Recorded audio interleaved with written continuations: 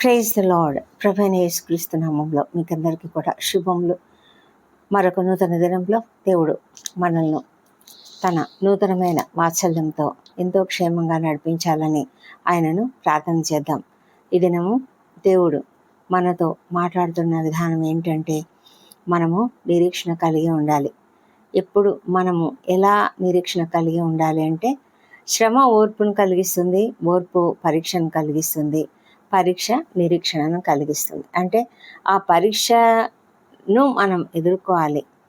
ఈ పరిస్థితులన్నిట్లో కూడా మనము నిరీక్షణ కలిగే ఉండాలి. మనము మన బాధలలో కూడా దేవుణ్ణి కీర్తిస్తాం. ఎందుకు కీర్తిస్తాం? ఎప్పుడు కీర్తిస్తాం? మనకు తెలుసు దేవుని యొక్క దేవుని కొరకు మనం శ్రమలు పడినప్పుడు మనకు తప్పకుండా ఒక గొప్ప మహిమ మన కొరకు ఎదురు చూస్తున్నదని మనము ఎదురు చూస్తున్నాము. అదే నిరీక్షణ మనకు. ఆ నిరీక్షణను బట్టి మనం అతిశయపడేలాగా మనం ఉంటాము. కాబట్టే మనము ఎంతగానో సంతోషిస్తూ దేవుణ్ణి స్తుతిస్తాం. పౌలు ఎలాగ స్తుతించాడు? అక్కడ మనకు అపోస్తలుల కార్యముల గ్రంథంలో ఒక ఉదంతం రాయబడి ఉంది కదా. ఆయనను, పౌలును, శీలను కొట్టి గాయపరిచి భయంకరంగా కొట్టారు. చాలా అవమానకరంగా బట్టలన్నీ చించేసి మరి తీసుకొని వెళ్ళి ఆ జైల్లో, అది కూడా ఎలాంటి చెరసాలంటే చాలా భయంకరంగా ఉంటాయంట రోమన్స్ యొక్క చెరసాలలు. అక్కడ కూడా కాళ్ళకు బొండ వేశారు. అంటే కాళ్ళకు బొండ వేస్తే మనుషులు ఎక్కడికి లేవలేరు, ఇంకెక్కడికి తిరగలేరు. అసలు వాళ్ళు ఇంకా బంధించినంతకంటే ఇంకా ఘోరం అన్నమాట. కాళ్ళు కూడా కదల్చలేరు. అలాంటి భయంకరమైన పరిస్థితుల్లో వాళ్ళు ఏం చేస్తున్నారు? పాటలు పాడుతూ దేవుని స్తుతిస్తున్నారు. ఎందుకు అలా స్తుతిస్తున్నారు? వారు అంత గాయపడినారు కదా.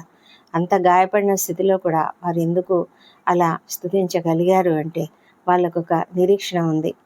ఆ యొక్క శ్రమలలో కూడా వాళ్ళు దేవుని స్తుతించినప్పుడు దేవుడు గొప్ప మహిమ చూపిస్తాడు అని ఒక నిరీక్షణ ఉంది. కాబట్టే వాళ్ళు ఆ విధంగా చేయగలిగారు.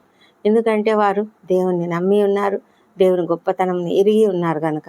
మనం కూడా ఎప్పుడైతే దేవుని తెలుసుకొని ఉంటామో, దేవుని యొక్క గొప్పతనాన్ని తెలుసుకొని ఉంటామో, అప్పుడు మనం కూడా ఇలాంటి గొప్ప నిరీక్షణను కలిగి శ్రమలలో కూడా అతిశయపడుతూ మనము స్తుతించగలుగుతాము.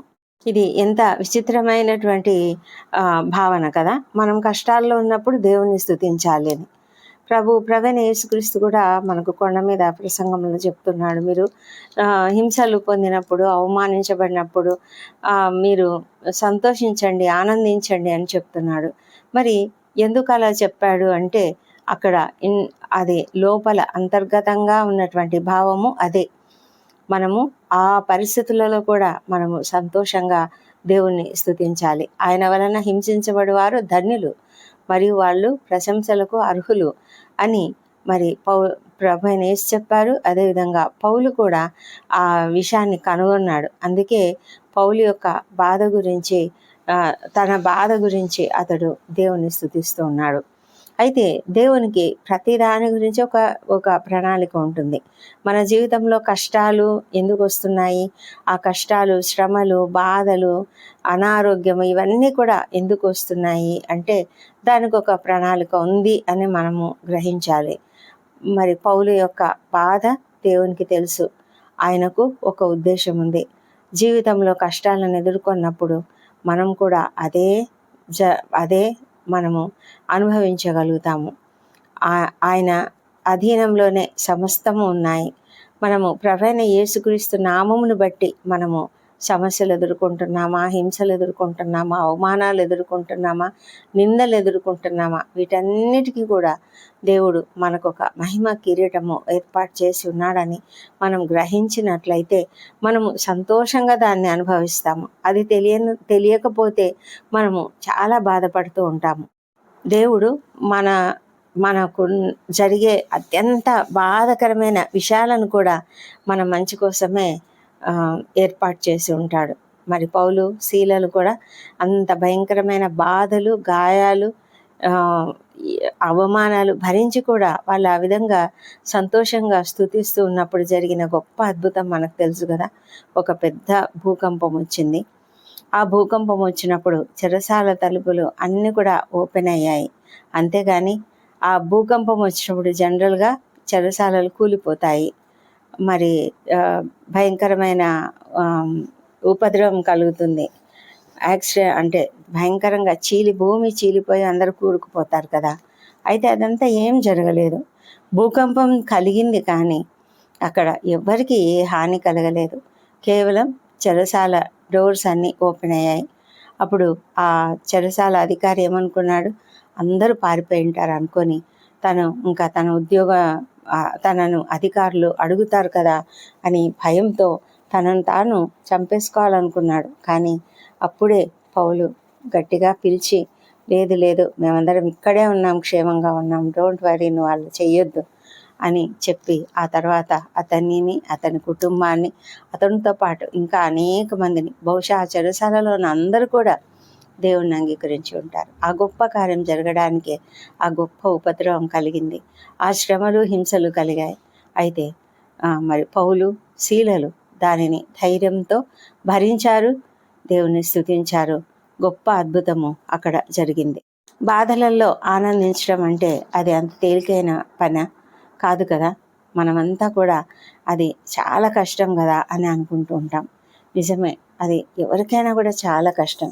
కానీ వ్యక్తిగతంగా మనం ప్రభువైన యేసుక్రీస్తును ఎరిగి ఉన్నప్పుడు, ఆయనను విశ్వసించినప్పుడు, ఈ క్లిష్ట పరిస్థితులలో మన విశ్వాసాన్ని చక్కగా అభివృద్ధి, అంటే ఒక పరిణతి చెందిన విశ్వాసంగా, ఒక స్థిరమైన విశ్వాసంగా మనం ఉంచుకొని ఆ విధంగా మనము దేవుణ్ణి స్తుతించవచ్చు. అలా అంతేకాదు, మనల్ని మనము ఎంతగానో పరిశీలించుకోవచ్చు. మనల్ని మనము అంటే దేవుని ఎదుట మనకున్న పరిస్థితి అంతా కూడా ఆయనకు చెప్పుకోవచ్చు. ఆయన మనకు సమస్తము ఎందుకు అనుమతిస్తున్నాడో అనేది మనం గ్రహించగలుగుతాము. అప్పుడు మనము ఆ సంతోషమును పొందగలుగుతాము. జీవితంలో కష్టకాలంలో మనకు ఆయన పైన విశ్వాసము ఇంకా పెరగాలి అంటే ఆయన మనకు కొన్ని శ్రమలు కూడా అనుమతిస్తాడు. మరి అపొస్తలుడైన పేతురు చెప్పినట్లుగా శ్రమల ద్వారా మనం ఏమవుతామంట, శుద్ధ సువర్ణంలాగా మనము ఇంకా చక్కగా మెరుగుపరచబడతాము. అందుకని మనము ఆ శ్రమల గుండా వెళ్ళవలసి వస్తుంది. అందుకే దేవుడు వాటిని అనుమతిస్తాడు మన జీవితంలో. మనము కష్టాలలో మరి హింసలు పొందే సమయాలలో, బాధలలో ఉన్నప్పుడు పరిశుద్ధాత్ముడు మనకు ప్రభు యొక్క విశ్వాసాన్ని ఇంకా ఇంకా అధికం చేస్తాడు. అంతేకాదు, పరిశుద్ధాత్ముడు మనల్ని ఇంకా సరి అయిన మార్గంలో నడిపిస్తాడు, శక్తితో నడిపిస్తాడు, మనకు బలమునిస్తాడు. మనము ఈ పరిస్థితులన్నీ కూడా చక్కగా ఎదుర్కోవడానికి కావాల్సిన ఆత్మ విశ్వాసాన్ని కూడా అనుగ్రహిస్తాడు. మరి మనము ఎప్పుడైతే దేవుని సన్నిధిలో మన పరిస్థితులన్నిటినీ ఎరిగిన వారమై ఆయన సన్నిధిలో మన కష్టాలన్నీ చెప్పుకునే వారంగా, ఆయన సన్నిధిలో ఆయనతో సంబంధం కలిగి ఉండడానికి మనము ఇష్టపడినట్లయితే ఆయన మనతో మాట్లాడతాడు. ఆయనకు మనకు ఒక చక్కటి సంబంధం ఏర్పడుతుంది. అది ఈ శ్రమలలో ఇంకా ఇంకా బలపడుతుంది. ఎందుకంటే మనం శ్రమలలో ఆయన నమ్ముతున్నాం కాబట్టి ఆ బంధము ఇంకా ఇంకా బలపడుతుంది.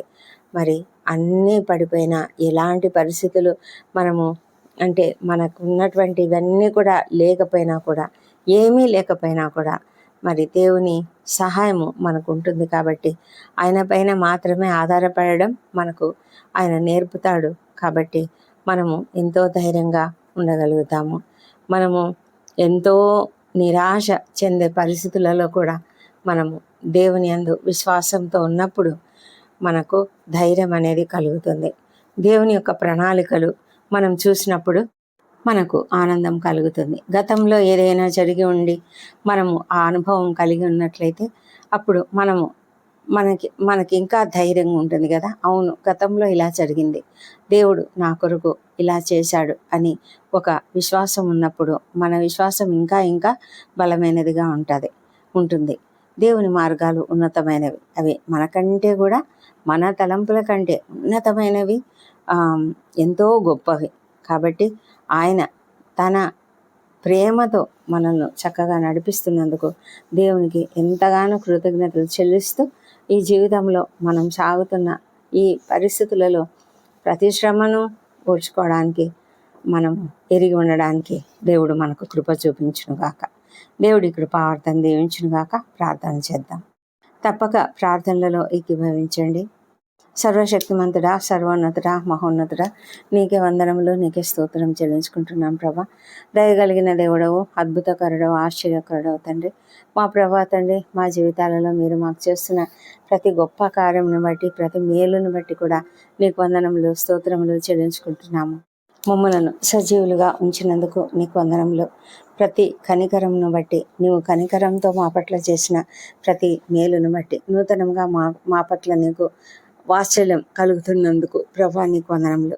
నీవు మంచి దేవుడవని, శక్తిమంతుడవని, నమ్మదగిన దేవుడవని ప్రభా, మరి నీ యొక్క నమ్మకమును నీ పట్ల నమ్మకం కలిగి ఉండవలసిన అవసరత మాకున్నదని మేము ఎరిగి నీ గొప్పతనమును బట్టి నీకు స్తుతులు, స్తోత్రములు, ఆరాధన సమర్పిస్తున్నాం ప్రభా. ఈ దినాన్ని కంప్లీట్గా నీ చేతులకు అప్పగించుకుంటున్నాం ప్రభా.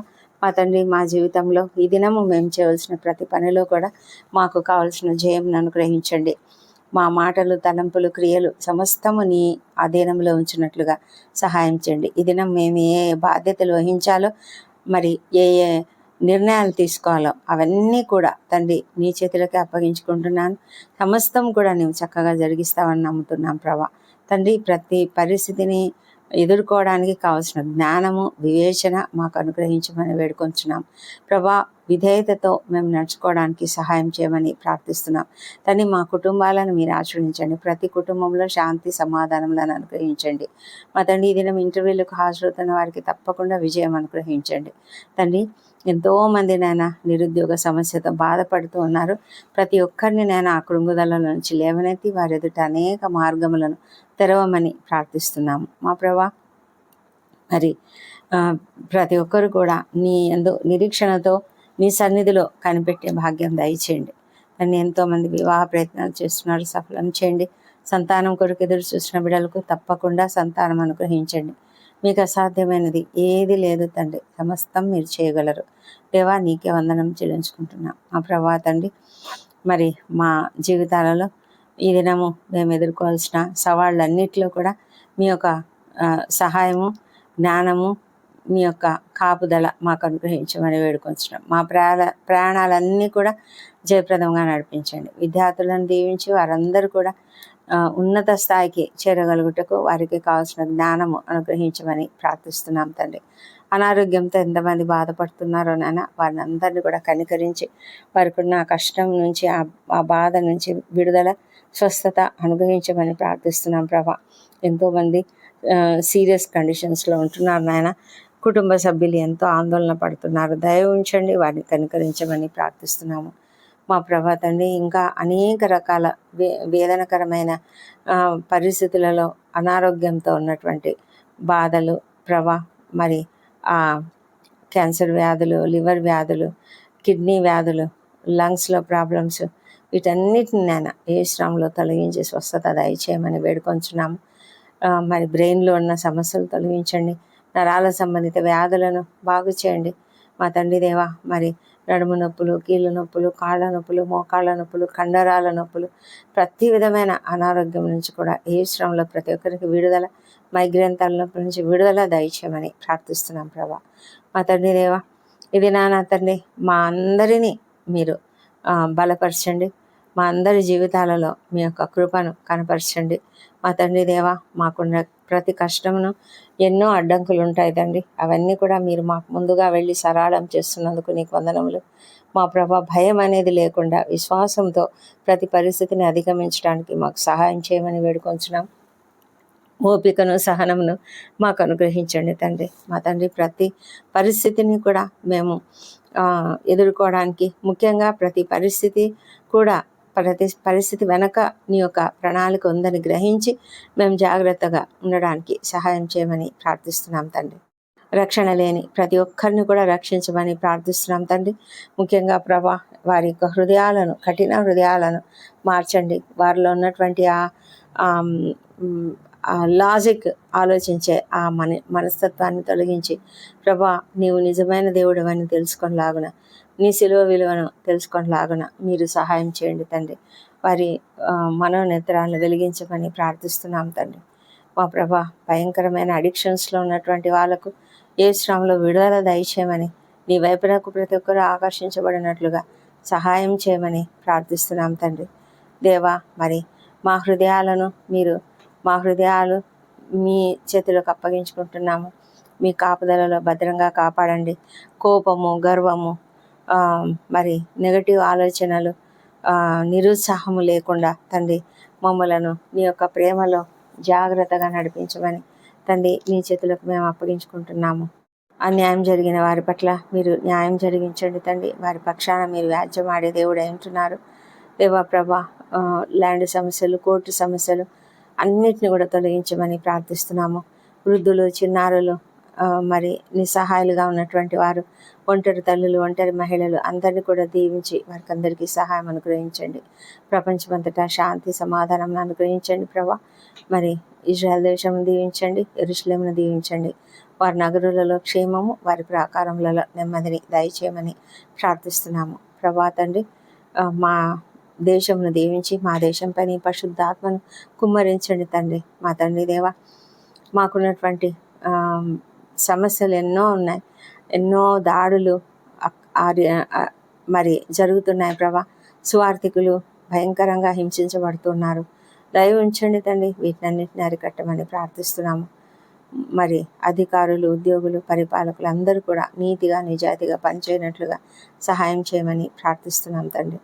మా తండ్రి దేవా, మరి ప్రతి కుటుంబాన్ని కూడా మీరు ఆశీర్వదించమని ప్రార్థిస్తున్నాము తండ్రి. ప్రభా, సేవకులను ఆశీర్వదించండి, వారిని కూడా మీ ప్రొటెక్షన్లో ఉంచుకోమని ప్రార్థిస్తున్నాం తండ్రి.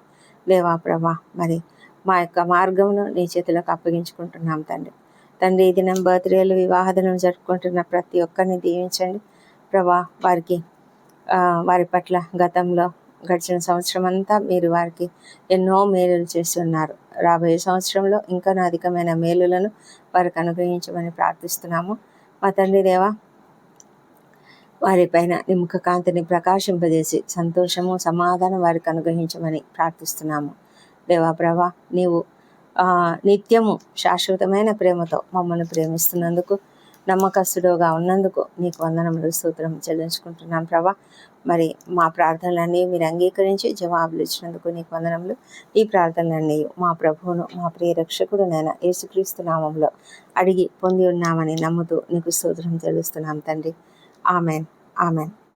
ప్రార్థనలో ఏకీభవించినందుకు మీకు అందరికీ కూడా కృతజ్ఞతలు. తప్పకుండా ఆమెన్ అని కామెంట్ చేయండి. God bless you all.